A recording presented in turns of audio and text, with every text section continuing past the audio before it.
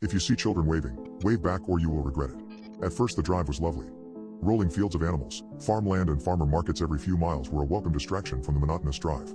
The first time I saw the sign I thought it was a little creepy, but I didn't do more than point it out to Jeff when we passed it. It was a rusty-looking two-part sign. The top was a picture of two people with their arms up that said children waving. The people looked creepy, but the second part of the sign was what really grabbed my attention. It said please wave back. We slowed down a little when we passed it and Jeff tickled me and told me I better wave back to the children of the corn if we saw them. There they were right around the bend. Two children in ratty dirty clothes. A girl who looked to be about 7 and a boy who was possibly around 5. They stood with giant unnatural smiles from ear to ear and they held hands while waving the others in a mechanical slow wave. We just stared at them in shock and more than a little fear. I told Jeff to drive faster. I raised my hand and a little high and Jeff just drove on, both hands on the wheel. They looked like they were either starving or already dead, and the sign right before seemed so much more sinister now than it had at first. He hit the gas and I watched in the side mirror as they turned to follow our movement, still waving and smiling. It was creepy as hell, but at least we were past it. We drove for about half an hour and after a while we started to calm down and joke about the kids. Jeff said something along the lines of I wonder how many actual cars those kids have seen instead of horse buggies and I snickered. Then I felt my heart drop into my feet when Jeff slowed down and he pointed to the road in front of us. It was the sign again, like we had driven in a circle.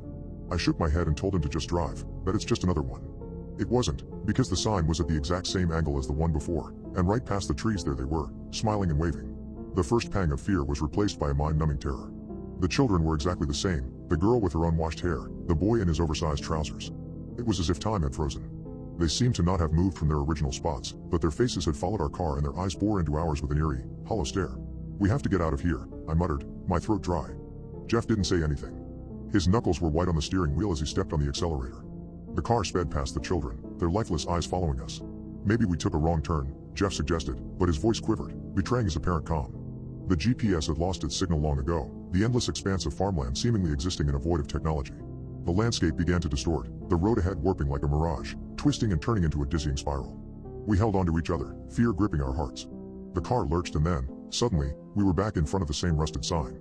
The same two children stood there, their gazes more insistent now, still waving. The air inside the car was cold and heavy, a tangible sense of dread settled around us. Wave back. I screamed suddenly.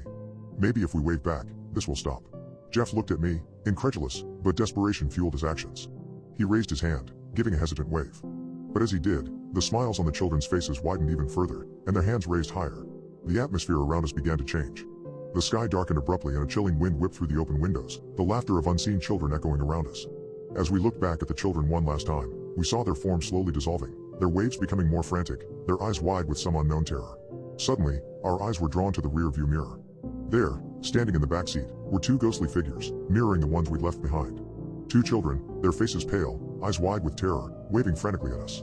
As I spun around to face them, our screams blending with the ghostly wind, the world outside the car started to blur, twisting into a dizzying spiral of colors as the car began to speed up on its own. As we hurtled into the unknown, the last sight we saw was the rusted sign receding in the distance.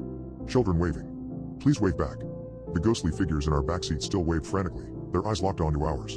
The world outside twisted and turned, leading us further into the heart of the anomaly.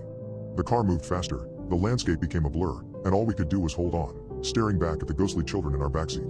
We've been stuck in this loop for hours. We've waved, we've begged, we've driven. Nothing works. We're terrified and don't know what to do.